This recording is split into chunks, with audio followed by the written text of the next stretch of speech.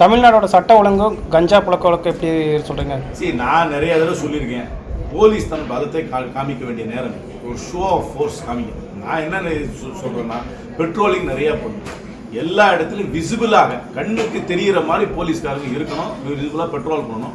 ஒரு random sex கண்டிப்பாக பண்ணணும், வண்டியை நிறுத்தி கேட்கணும், விசாரிக்கணும், எங்கேருந்து வரீங்க, உங்கள் லைசன்ஸை காமிங்க அப்படின்னு செக் பண்ணணும்.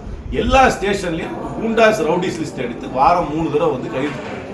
இது பண்ணாதான் என்ன பொறுத்த வரைக்கும் சாதாரண மக்களுக்கு திருப்பி ஒரு நம்பிக்கை வரும். ஆனால் நிறைய இன்சிடென்ட் வருது, கூலிப்படை கொலை மட்டும் இல்லை, இந்த கஞ்சா போதையில் வந்து ஒருத்தரப்ப அடித்து அதை ரீல்ஸாக போடுற பழக்கம், இந்த மாதிரி நிறையா ஒரு டீஜெனரேட் கல்ச்சர் கொஞ்சம் ஜாஸ்தி ஆகிட்டு இருக்கு.